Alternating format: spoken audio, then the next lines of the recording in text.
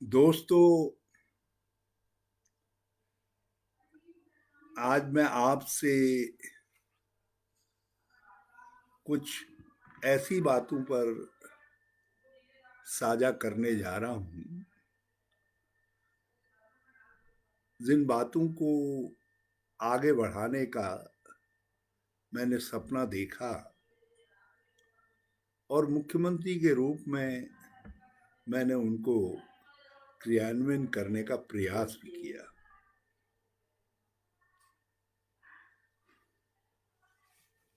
ऐसा नहीं कि वो योजनाएं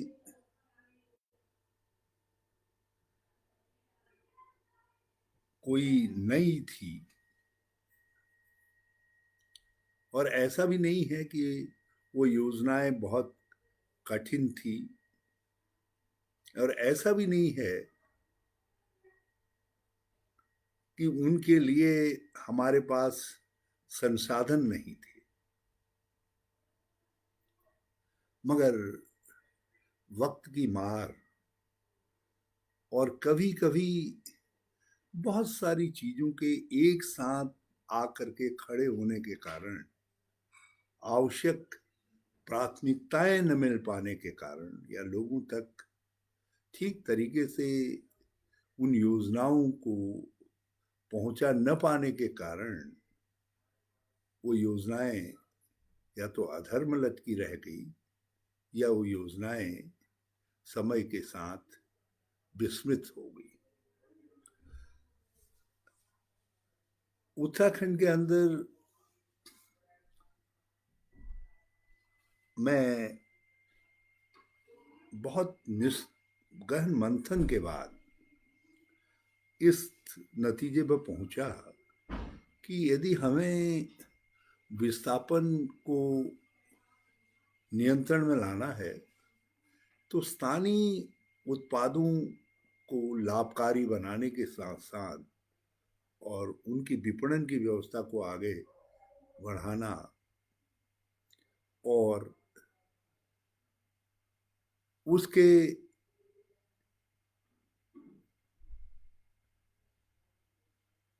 एक, जिसको हम ये कह सकें, पिलर के रूप में हमको लोगों के लिए ऐसी व्यवस्थाएं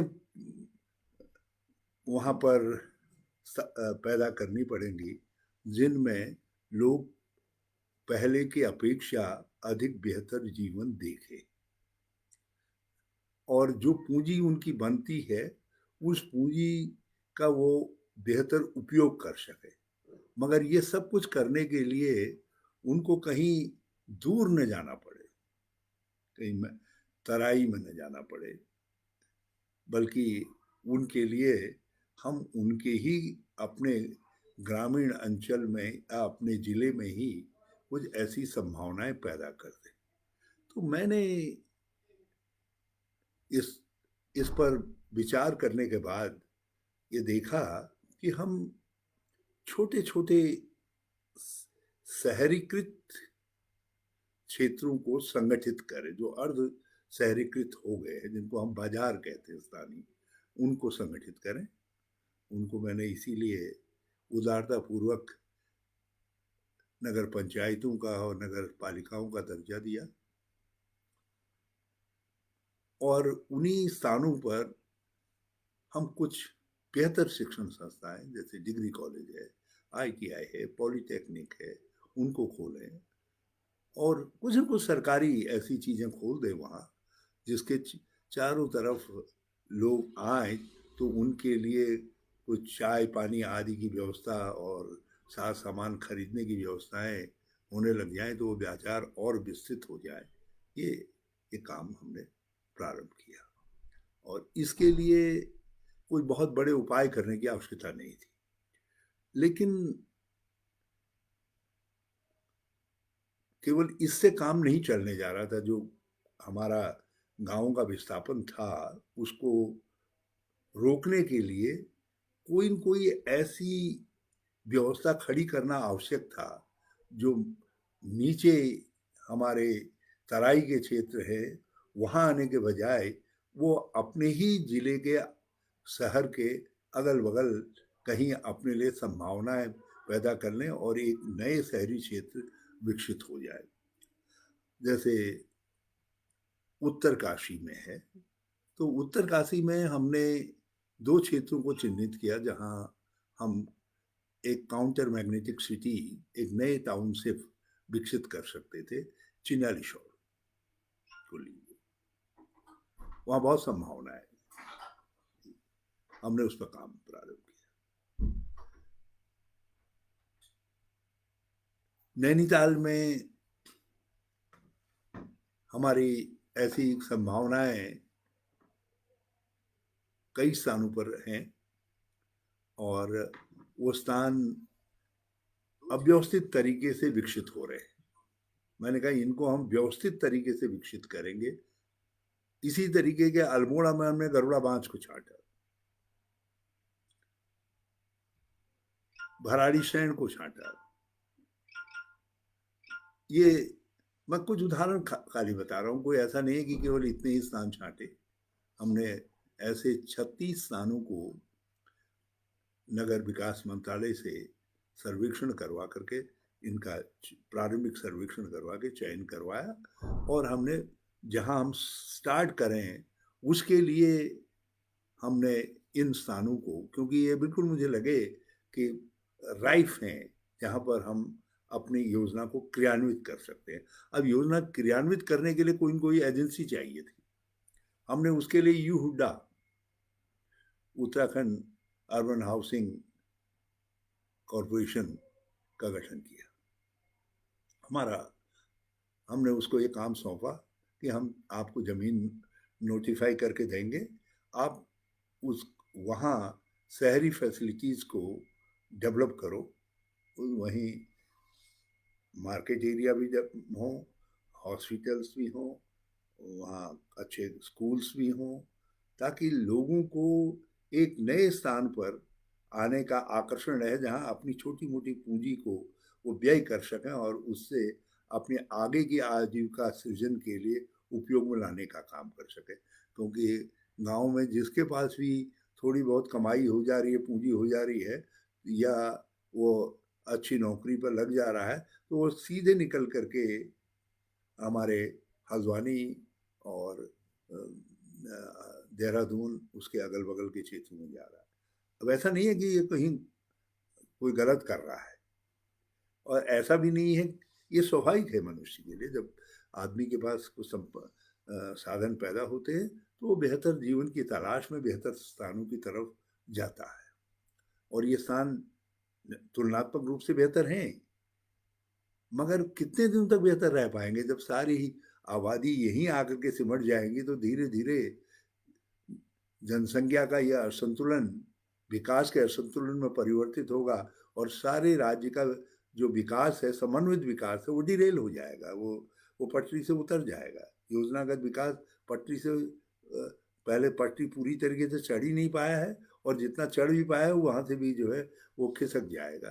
तो ये चिंता का कारण है, क्योंकि न तो जहाँ वो विस्थापित होकर के जा रहे हैं न उनका उन क्षेत्रों का हित है इसमें, और जहाँ हम इतने डेवलपमेंट के काम कर रहे हैं, 30 सड़कें बन रही हैं, बिजली आ रही है, पानी आ रहा है, करोड़ों करोड़ों रुपया खर्च हो रहा है, और उन वहाँ जब मानवीय उसका लाभ उठाने वाले लोग ही नहीं रहेंगे तो फिर पैसे का उपयोग क्या होगा? तो ये इस राज्य के लिए एक बड़ा ज्वलंत प्रश्न था। तो उसका मैंने कोई ये टोटल समाधान नहीं है, ऐसा कहीं मेरी बातचीत से आपको आभास हो कि ये टोटल समाधान है, तो मैं ऐसा नहीं। ये एक एक समाधान है, कई कई कदम जो उठाने हैं उनमें से एक कदम के तौर पर हमने ये हुड्डा का गठन किया, और भराड़ीसैंण में तो हमने जमीन नोटिफाई करके ये हुड्डा को सौंप भी दी। मैं उम्मीद कर रहा था कि हम 2-3 साल के अंदर अच्छी टाउनशिप वहाँ डेवलप कर लेंगे, और गरुड़ा बांज में हॉर्टिकल्चर की ज़मीन थी, बातचीत चल रही थी। मैंने कहा भाई हॉर्टिकल्चर को सहमत करवाओ और उसको हम अ, इस उनसे जब उस जमीन में जो है टाउनशिप करेंगे, बनाएंगे। और उन ये टाउनशिप नई संभावनाएं पैदा करते, लोगों के लिए एक मध्यवर्ती आकर्षण के रूप में ये स्थान डेवलप होते। तो इन्हीं में हमने जैसे मच्छखाली की रिज को, शीतला खेत से लेकर के मच्छखाली तक की रिज को हमने इसी तरह के काम के लिए चिन्हित किया। इसी तरीके की एक रिज और हम जो है डेवलप कर रहे थे, ताड़ी ता, ता, ताड़ी खेत, श्योनी, देवली खेत, चमड़ खान, इस रिज को जो है हमने कहा रिजू में भी हम इस तरीके की व्यवस्था करें, पांडु खाल से ननचूला खाल, इस रिज को डेवलप करें। तो इस तरीके से जितने हमारे जैसे ग्वालदम से सामत वाली रिज है, हम इन रिजू में अच्छी सड़कें बनाएं और उन सड़कों के साथ जो है नई संभावनाएं विकसित करें। उसी तरीके की संभावनाएं हम नदी घाटी क्षेत्र में भी कर रहे थे। इसलिए मैंने अपनी सरकार के समय में फोकस इस बात का रखा कि नदी घाटियों में जहाँ सड़कें नहीं हैं तो वहाँ हम सड़कों को बनाएं, चाहे उनकी मांग है या नहीं है। जैसे मरचूला भिक्यासैन मोटर मार्ग है, जैसे टनकपुर जौलजीबी मोटर मार्ग है, वाया काली के किनारे किनारे जो है, इस तरीके का हमने बहुत सारे जो है एरियाज को चिन्हित किया जहां हम सड़क के किनारे न नदी के किनारे किनारे, गधेरों के किनारे किनारे सड़कें बनाए। तो नए इकोनॉमिक जोन के रूप में हिल टॉप में भी और नीचे भी एरियाज डेवलप हों, और जहां हमको अवसर मिले, मौका मिले, तो उन वहां हम छोटी छोटी ऐसी काउंटर मैग्नेटिक टाउनशिप डेवलप कर ले और उन टाउनशिप में जीवन की नई संभावनाओं को विकसित करें, और वहाँ पर गवर्नमेंटल डेवलपमेंटल वर्क भी करें और जो प्राइवेट पूंजी है हमारे ग्रामीण क्षेत्रों की, उसको ला करके करने का भी काम करें।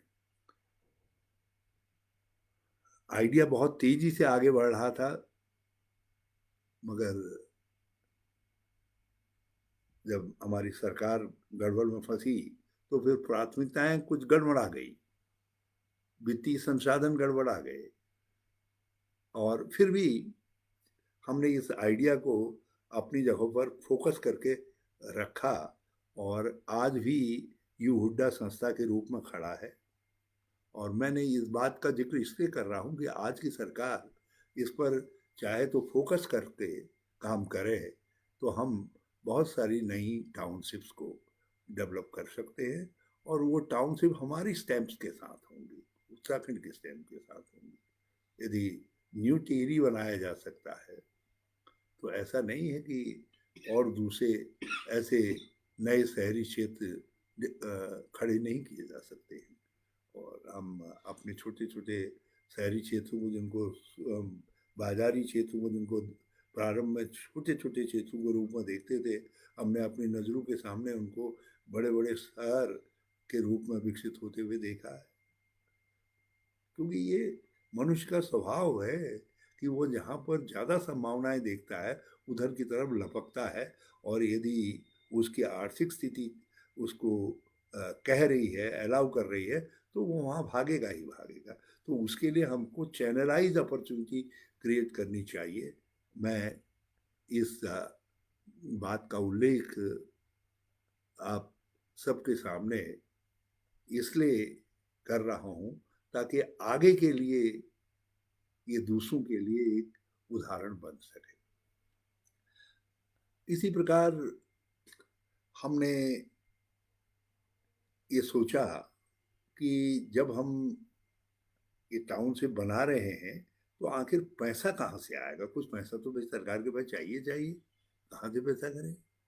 तो उसके लिए जब केंद्र सरकार ने स्मार्ट सिटी का कंसेप्ट दिया, तो हमने देहरादून में स्मार्ट सिटी के आइडिया में हमने कहा हम एक नई टाउनशिप, एक नया एरिया डेवलप करेंगे, स्मार्ट देहरादून डेवलप करेंगे।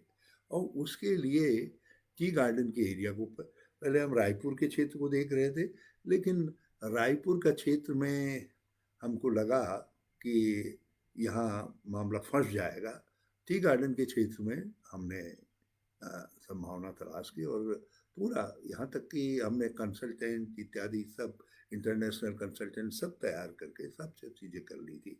और उसमें जितना हम जमीन ले रहे थे उसका केवल एक तिहाई एरिया कंस्ट्रक्शन के लिए, बाकी एरियाज को फॉरेस्ट और दूसरी तरीके की जो इन्वायरमेंटल एक्टिविटीज़ है उनके लिए कर रहे थे। हमारा मानना था कि हम जो हमारी नया देहरादून बनेगा, तो वो नया देहरादून जो है देहरादून वासियों के लिए जीवन की नई संभावनाएं देगा, और उससे जो पूंजी अर्जित होगी हमारी, हम हमारी तो बड़ी ऊंचे ख्वाब थे उसके साथ, जो पूंजी अर्जित होगी उस पूंजी से हम ये 36 काउंटर मैग्नेटिक सिटीज को डेवलप करने में, जहां जहां सरकार की पूंजी लगनी है वो पूंजी यहां से निकल करके आएगी। कभी कभी बेहतर अंदा आइडियाज भी जो है राजनीति के शिकार हो जाते हैं। चुनाव का वक्त था, लोगों को लगा कि यार हरीश रावत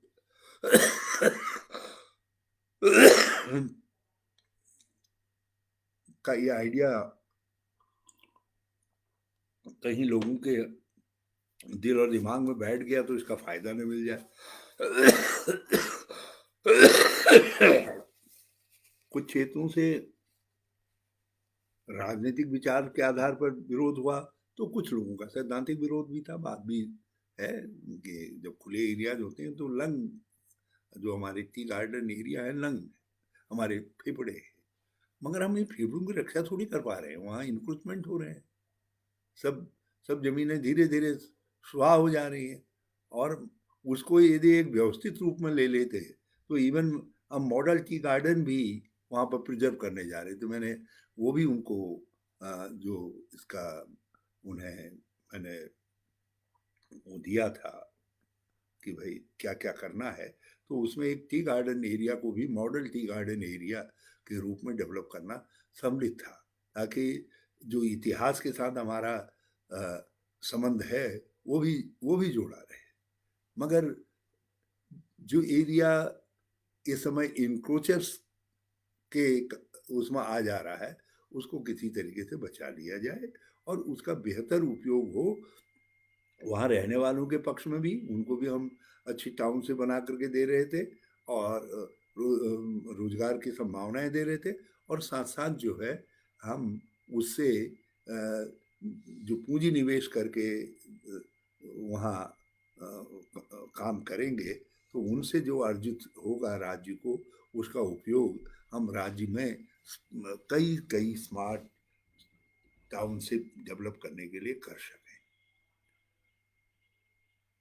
और आइडिया अपने आप में बिल्कुल बड़ा आकर्षक और संपूर्ण था। मैंने बहुत सारे लोगों के साथ इसको डिस्कस किया था, बाहर भी कई लोगों से जो इस टाउनशिप के काम में लगे हुए थे। मैंने बल्कि चंद्रबाबू नायडू जी से भी बात की थी। मैं अमरावती को देखने भी गया था। मैंने रायपुर का भी विस्तृत भ्रमण किया था।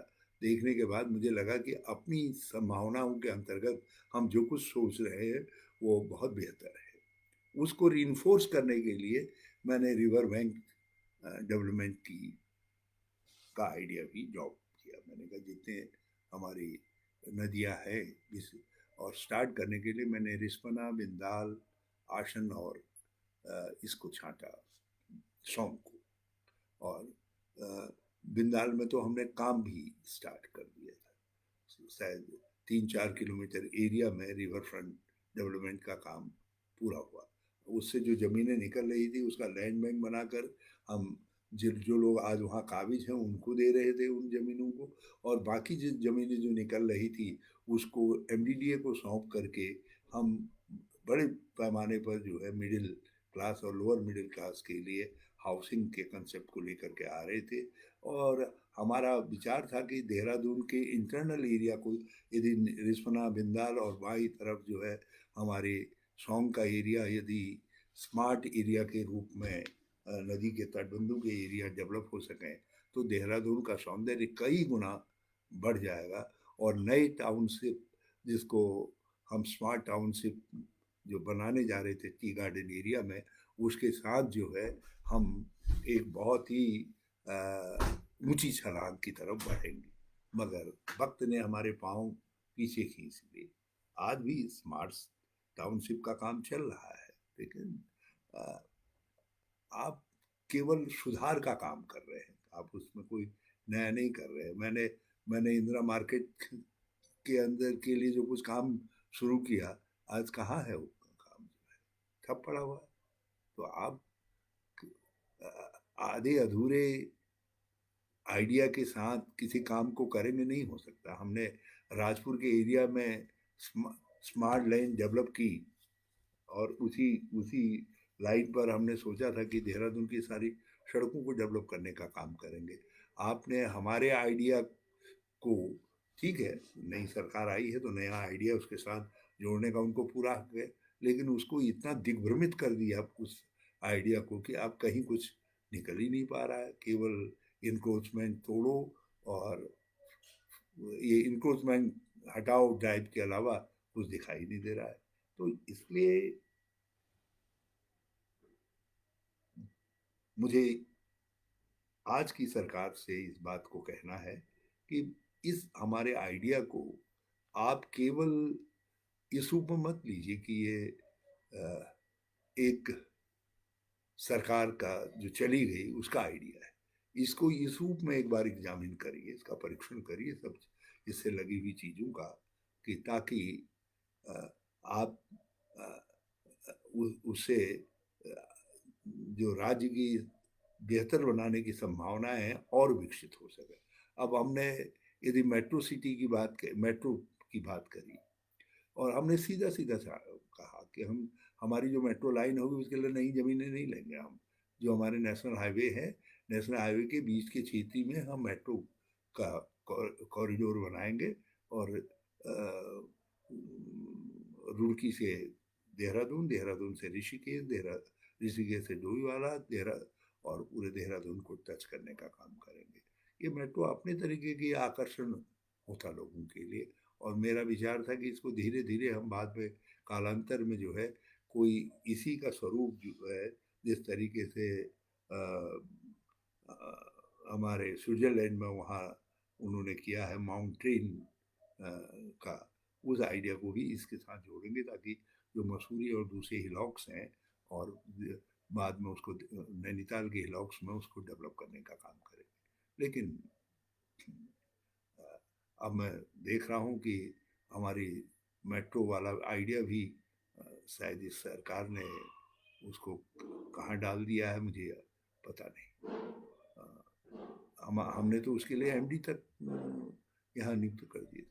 उसी के साथ साथ जो है हमने कुछ फ्लाईओवर बनाए, मगर इतने फ्लाईओवरों से ही काम चलने वाला नहीं था। इसलिए मैंने एक अलग कॉरपोरेशन का गठन किया, जिसका जिसका काम हमने अवस्थापना निर्माण निगम रखा, और उनको हमने कहा तुम फ्लाईओवर बनाओगे, अंडरपासेज बनाओगे, हमारे रोपवेज को बनाने का काम करोगे, तो ताकि ताकि एक बेहतर सुविधा युक्त यात्रा प्रणाली डेवलप हो सके, मार्ग प्रणाली, सड़कें, आवागमन प्रणाली डेवलप हो सके। उसके लिए अब मैं इधर देख रहा हूँ कि अवस्थापना निगम की पूंजी भी घटते जा रही है। उनको जो कुछ मिलना, जितना प्रश्रय मिलना चाहिए था, वो प्रश्रय, वो गवर्नमेंट का सपोर्ट नहीं मिल पा रहा है। चलिए, आप गैरसैंण में आगे निर्माण कार्यों में इच्छुक नहीं है, इसलिए आपने गैरसैंण अवस्थापना निर्माण निगम और सड़क टनल आदि निर्माण निगम को ड्रॉप कर दिया। मगर आपने अवस्थापना निर्माण निगम जो बहुत एडवांस स्टेज में जिस था, एडवांस स्टेज में क्या, उसको गठित हुए बहुत समय हो गया था और बहुत अच्छा काम कर रहा था, उसको उसको जो पुशअप मिलना चाहिए था वो पुशअप नहीं मिल पा रहा है। तो ये प्रथम चरण में मैं ये बातें आपसे कर रहा हूँ। इसको मैं आगे भी बहुत सारे ऐसे आइडियाज़ हैं जिनको हमने आगे बढ़ाया। अगली बार मैं आपसे मेरा गांव मेरी धन योजना जैसी बातों पर भी चर्चा करूँगा, और अगले 15 दिन के अंदर, 15 दिन बाद फिर मैं आपसे मुखातिब होऊंगा, फिर आपसे चर्चा करूँगा। अपने विचारों को कैसे आपको लगे, कृपा करके मुझको ज़रूर बताइएगा, क्योंकि मेरा मानना ये है कि सरकारें हारती हैं, व्यक्ति हारते हैं, लेकिन विचार नहीं हारते हैं। और मेरा आज भी मानना है कि मेरे विचार जो है राज्य के लिए उस समय भी उपयोगी थे और आज भी उपयोगी हैं। जय हिंद।